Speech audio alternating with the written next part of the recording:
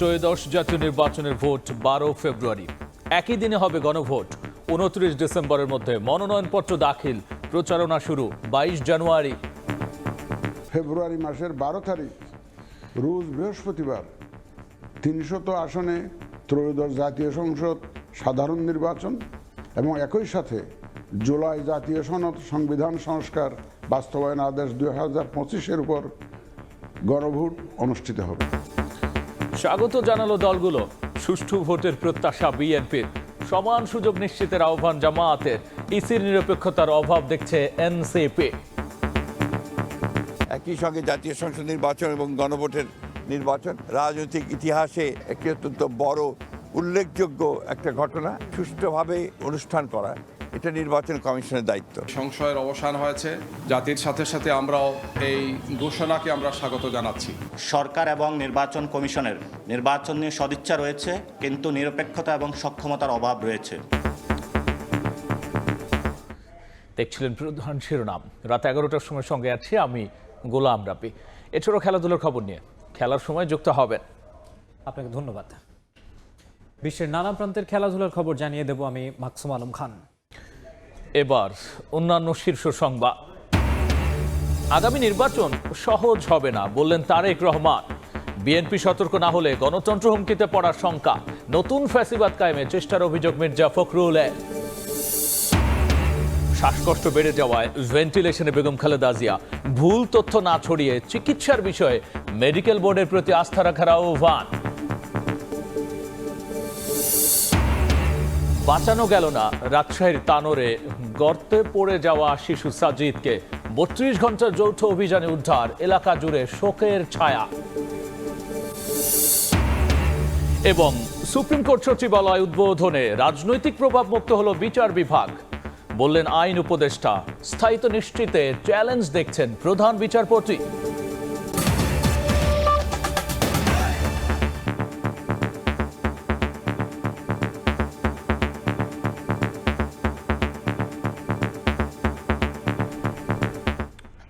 12 ফেব্রুয়ারি ত্রয়োদশ জাতীয় সংসদ নির্বাচনের ভোট গ্রহণ হবে।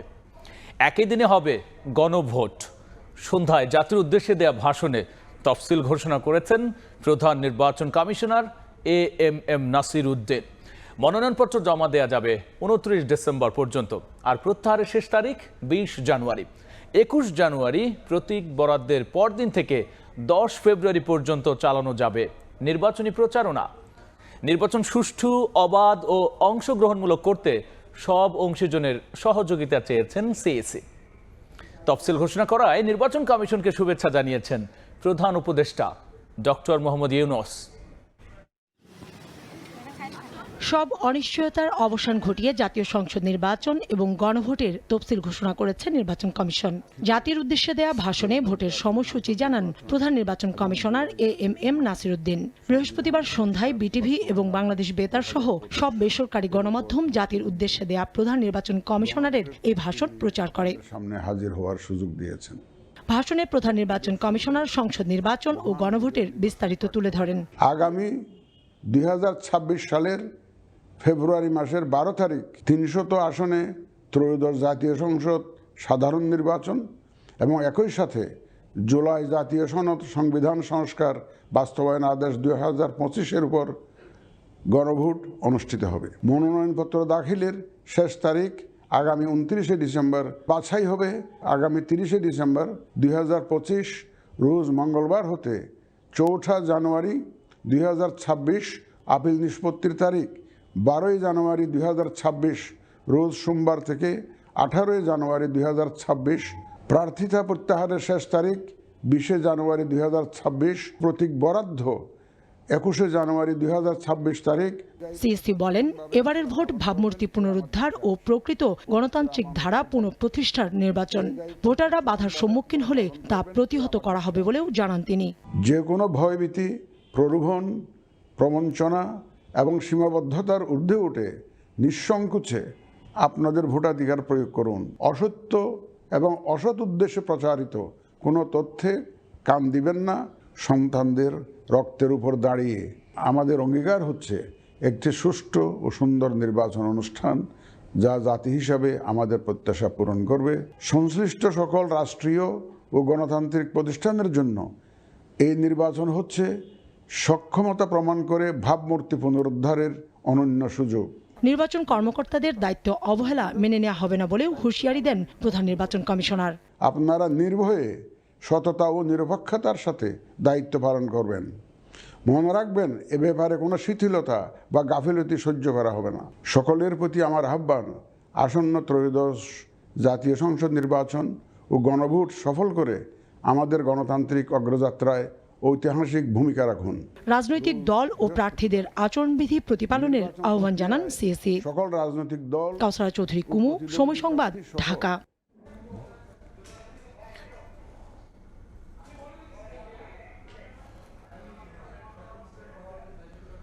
বাঁচানো গেল না রাজশাহীর তানোরে গভীর নলকূপের গর্তে পড়ে যাওয়া শিশু সাজিদকে। ৩২ ঘন্টার যৌথ অভিযানে ৫০ ফুট গভীর পর্যন্ত মাটি খুঁড়ে উদ্ধার করা হয় শিশুটিকে। সাজিদের মৃত্যুতে এলাকা জুড়ে নেমে এসেছে শোকের ছায়া। প্রচেষ্টার পর অবশেষে উদ্ধার করা হয় শিশু সাজিদকে। বৃহস্পতিবার রাত ৯টার দিকে মাটির প্রায় ৪৫ ফুট গভীর থেকে শিশুটিকে বাইরে নিয়ে আসেন ফায়ার সার্ভিসের কর্মীরা। উদ্ধার শেষে আগে থেকেই প্রস্তুত মেডিকেল টিম শিশুটির প্রাথমিক স্বাস্থ্য পরীক্ষা করে। এরপর তানোর উপজেলা স্বাস্থ্য কমপ্লেক্সে নেওয়া হলে মৃত ঘোষণা করেন চিকিৎসক। ৮ ইঞ্চি এই ডায়ার একটা ছোট ইসের মধ্যে যখন চেষ্টা করা হয় তখন কিন্তু অনেক মাটি পড়ে যায়, ছোট ছোট হোল। এই হোলে কিন্তু এর আগেও দুর্ঘটনা ঘটেছে। সরকারের কাছে বলবো যে এই বিষয়গুলি যেখানে যেখানে রয়েছে দ্রুততার ভিত্তিতে এটা যেন অবশ্যই এটাকে ফিল আপ করা হয়। বুধবার দুপুরে রাজশাহীর তানোর উপজেলার কোয়েলহাট গ্রামে একটি পরিত্যক্ত গভীর নলকূপের গর্তে পড়ে যায় ২ বছরের শিশু সাজিদ। উদ্ধারে অংশ নেয় ফায়ার সার্ভিসের ৮টি ইউনিট।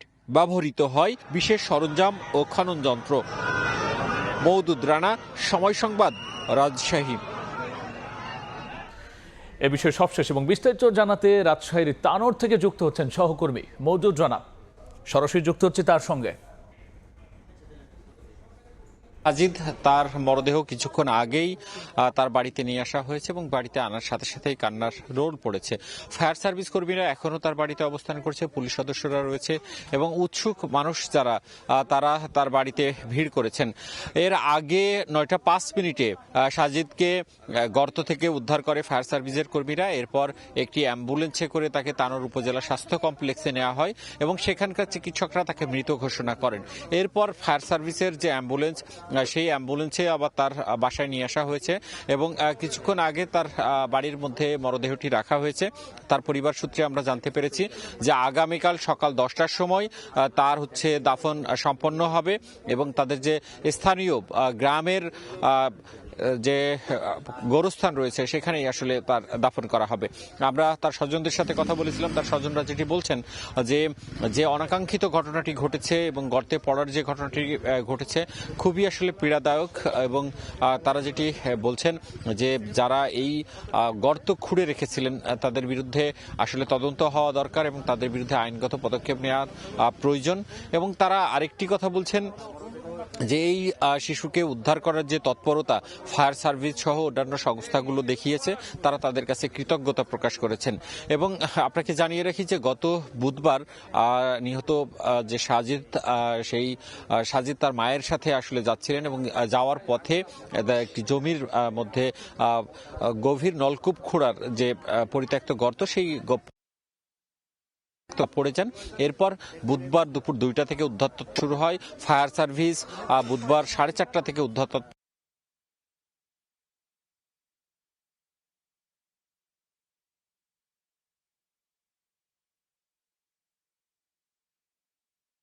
পক্ষ থেকে বলা হচ্ছে যে থেকে তাকে উদ্ধার যখন তাকে উদ্ধার করা হয় সে একটি সরু গর্তের মধ্যে আটকে ছিল। ফায়ার সার্ভিস যেটি বলছেন যে উপরের দিকে 10 হয়ে যায় এবং সংকীর্ণ অংশে সে আটকা ছিল। তার মাথা উপরের দিকে ছিল এবং 2 পা নিচের দিকে ছিল এবং তার 2 হাত আসলে গর্তের সাথে আটকে ছিল। তারা যখন উদ্ধার করে তখন শিশুটিকে অচেতন অবস্থায় উদ্ধার করে। এরপর ফায়ার সার্ভিস খুব দ্রুত তাদেরকে অ্যাম্বুলেন্সে তানোর উপজেলা স্বাস্থ্য কমপ্লেক্সে নিয়ে যায় এবং সেখানকার চিকিৎসকরা শিশুটিকে মৃত ঘোষণা করেন। এবং এখানে কিন্তু গত 2 দিনে হাজার হাজার মানুষ সেই ঘটনাস্থলে এসেছেন এবং তারা যেন জীবিত উদ্ধার হয়, জীবিত না উদ্ধার হওয়ায় এখানে যারা উপস্থিত ছিলেন তারা কিছুটা মানসিকভাবে কষ্ট পেয়েছেন এবং তারা বলছেন যে তারা প্রার্থনা করেছিলেন বারবার যেন জীবিত হওয়ায় এখানে যারা উপস্থিত ছিলেন তারা কিছুটা মানসিকভাবে কষ্ট পেয়েছেন এবং তারা বলছেন যে তারা প্রার্থনা করেছিলেন বারবার শিশুটি যেন জীবিত উদ্ধার হয়। আমরা যেটি দেখেছি যে ফায়ার সার্ভিসের কর্মীরা 9টা 5 মিনিটে যখন উদ্ধার করেন তখন আশেপাশের যে সাধারণ মানুষ ছিল তারা কিন্তু অনেকটা উচ্ছ্বসিত ছিল যে বাচ্চাটিকে উদ্ধার করা গেছে এবং তখন বাচ্চাটি কিন্তু অচেতন ছিল, তখন যে মারা গেছে সেটি কিন্তু এখানকার স্থানীয়রা জানতেন না। এবং এরপরে যখন এই মৃত্যুর খবর ছড়িয়ে পড়ে তখন এই আমরা যে গ্রামটিতে রয়েছি এবং আশেপাশের এলাকা রয়েছে সেখানে কিন্তু শোকের ছায়া এবং গ্রামের স্থানীয় মানুষজন এই রাতে কিন্তু বাসায় আসছেন, তারা শিশুটিকে দেখছেন এবং পরিবারকে সান্ত্বনা দিচ্ছেন এবং একই সাথে আত্মার যে মাগফিরাত কামনা করা সেটি কামনা করছেন। এবং আমরা দেখেছি যে স্থানীয় প্রশাসন ফায়ার সার্ভিসের কর্মীরা এখনও রয়েছেন এবং তারা আরও কিছুক্ষণ অবস্থান করবেন এবং আগামীকাল সকাল 10টায় এখানকার যে গ্রামের গোরস্থান রয়েছে সেখানে তাকে সমাহিত করা হবে। এই ছিল রাজশাহী থেকে আমার কাছে সর্বশেষ। পাইপে আটকে পড়া শিশু উদ্ধার এবং তার মৃত ঘোষণার সবশেষ নিয়ে আমরা সরাসরি ছিলাম রাজশাহীতে সেই ঘটনাস্থলে। রাত 11টার সময় আরও থাকছে। পুরান ঢাকায় আবারও প্রকাশ্য দিবালোকে গুলি করে হত্যা, ব্যবসায়িক দ্বন্দ্বে হত্যার অভিযোগ পরিবারের, দোষীদের চিহ্নিত করে সর্বোচ্চ শাস্তির দাবি। আগামী নির্বাচন সহজ হবে না, বিএনপি নেতাকর্মীরা সতর্ক না হলে দেশের গণতন্ত্র আর সার্বভৌমত্ব হুমকির মধ্যে পড়বে। বিএনপির দেশ গড়ার কর্মসূচিতে কথা বলেছেন দলের ভারপ্রাপ্ত চেয়ারম্যান তারেক রহমান। এদিকে দলের মহাসচিব বলেছেন শীঘ্রই দেশে ফিরে নির্বাচনে ধানের শীষকে জয়ী করতে নেতৃত্ব দেবেন তারেক রহমান। নতুন ফ্যাসিবাদ চাপিয়ে অপচেষ্টা রুখতে সবাইকে সজাগ থাকার আহ্বান মির্জা ফখরুলের। জনতার রায়ে ক্ষমতায় গেলে দেশকে কিভাবে গড়ে তোলা হবে সেই পরিকল্পনা নিয়ে সপ্তাহব্যাপী দেশ গড়ার কর্মসূচি বিএনপির। 5ম দিনে বৃহস্পতিবার সকালে রাজধানীর কৃষিবিদ ইনস্টিটিউশন মিলনায়তনে যোগ দেন সারা দেশ থেকে আসা নেতাকর্মীরা। 5ই আগস্ট আমরা মুক্ত হয়েছি। দলটির মহাসচিব মির্জা ফখরুল ইসলাম আলমগীর বলেন, ধর্মকে ব্যবহার ও 71-এর বিরুদ্ধে অবস্থান নিয়ে নতুন ফ্যাসিবাদ চাপিয়ে দেওয়ার অপচেষ্টা চালাচ্ছে একটি গোষ্ঠী। 71 সাল আমাদের অস্তিত্ব, পত্রিকা দেখলাম 1971 সালের প্রজন্ম নাকি নিকৃষ্টতম প্রজন্ম। কোন সাহসে এই কথাগুলো বলে তারা? আরেকটা ফ্যাসিজম অন্য দিক থেকে আমাদের উপরে চেপে বসতে চাইছে কিনা? শিগগিরই তারেক রহমান দেশে ফিরে ধানের শীষকে জয়ী করতে নেতৃত্ব দেবেন বলেও জানান মির্জা ফখরুল। আমাদের নেতা খুব শিগগিরই আমাদের মাঝে আসবেন। নেতা যেদিন আমাদের আসবেন, যেদিন বাংলাদেশে পা দেবেন, সেদিন যেন সমগ্র বাংলাদেশ কেঁপে উঠে বলবো। একই অনুষ্ঠানে দলটির ভারপ্রাপ্ত চেয়ারম্যান তারেক রহমান যুক্তরাজ্য থেকে ভার্চুয়ালি যুক্ত হয়ে বলেন, আগামী নির্বাচন সহজ হবে না। বিএনপি নেতাকর্মীরা সতর্ক না হলে দেশের গণতন্ত্র ও সার্বভৌম হুমকির মধ্যে পড়বে। আমি 1 বছর আগে বলেছিলাম যে এই নির্বাচনটি আমরা যত সহজ ভাবছি, অ্যাকচুয়ালি নির্বাচনটি তত সহজ নয়। এখনো যদি আমরা সিরিয়াস না হই, সামনে এই দেশের অস্তিত্ব, সার্বভৌমত্ব হুমকির সম্মুখীন হবে। দেশ গড়ার দলীয় পরিকল্পনা জনগণের কাছে পৌঁছে না দিলে অন্যরা ভোটারদের বিভ্রান্ত করবে সতর্ক করে তারেক রহমান বলেন, ধানের শীষের পক্ষে জনরায় আনতে হলে তাদের সব কর্মীকে মাঠে নামতে হবে। যে দলীয় যে পরিকল্পনা দেশ এবং মানুষকে ঘিরে, এই পরিকল্পনার কথাগুলো মানুষের কাছে পৌঁছে দিতে হবে। মানুষের রায় আপনার দলের পক্ষে, ধানের শীষের পক্ষে আনতে হবে নির্বাচনের দিন, ভোটের দিন। নির্বাচনের আগে অনেক দলের পরিকল্পনা আসবে, তবে বিএনপির মতো বাস্তবসম্মত দেশ গড়ার পরিকল্পনা অন্য কেউ দিতে পারবে না বলে দৃঢ়তার সঙ্গে জানান দলটির ভারপ্রাপ্ত চেয়ারম্যান। মহিলাদের জন্য ফ্যামিলি কার্ডের ব্যবস্থা করব। আহমেদ সালেহিন, সময় সংবাদ, ঢাকা। বেগম খালেদা জিয়াকে ইলেকট্রিক ভেন্টিলেটর সাপোর্টে নেওয়া হয়েছে বলে জানিয়েছে মেডিকেল বোর্ড। তার চিকিৎসার বিষয়ে কোনো ভুল তথ্য না ছড়িয়ে বোর্ডের প্রতি আস্থা রাখার আহ্বান জানিয়ে বিবৃতিও দেওয়া হয়েছে। বিকেলে বেগম জিয়ার চিকিৎসায় দেশি বিদেশি বিশেষজ্ঞ চিকিৎসকদের সমন্বয়ে গঠিত মেডিকেল বোর্ডের পক্ষ থেকে এক বিবৃতিতে এই আহ্বান জানানো হয়। বিবৃতিতে বর্তমান অবস্থা সম্পর্কে জানানো হয়, গত কয়েকদিনের বিভিন্ন পরীক্ষা নিরীক্ষায় তার স্বাস্থ্যে বেশ কিছু জটিলতা পাওয়া যায়। শ্বাসকষ্ট বেড়ে যাওয়া, রক্তে অক্সিজেনের পরিমাণ কমে যাওয়া এবং কার্বন ডাই অক্সাইডের মাত্রা বেড়ে যাওয়ায় তাকে হাই ফ্লো ন্যাজাল ক্যানোলা ও BIPAP মেশিনের মাধ্যমে চিকিৎসা দেওয়া হয়। সুপ্রিম কোর্ট সচিবালয় উদ্বোধন করেছেন প্রধান বিচারপতি ডক্টর সৈয়দ রেফাত আহমেদ। এ সময় উপস্থিত ছিলেন আইন উপদেষ্টা Asif Nazrul, attorney general Mohammad Asaduzzaman, bar কাউন্সিলের vice chairman advocate Zainul Abedin, supreme কোর্টের অতিরিক্ত দায়িত্বরত সচিব সহ অন্য কর্মকর্তারা। সুপ্রিম কোর্ট সচিবালয়ের মাধ্যমে বিচার বিভাগ রাজনৈতিক প্রভাবমুক্ত হলো বলে মন্তব্য করেছেন উপদেষ্টা। কি রায় হবে, কিভাবে রায় হবে না, এই সমস্ত কিছু, কোন মামলাটা আগে শুনানি হবে, কোন মামলা হবে না, বিচারকদের পোস্টিং, পদোন্নতি, বদলি, সমস্ত কিছু রাজনৈতিক প্রভাবের মাধ্যমে নিয়ন্ত্রণ করা হতো। এখন আর রাজনৈতিক প্রভাব থাকবে না।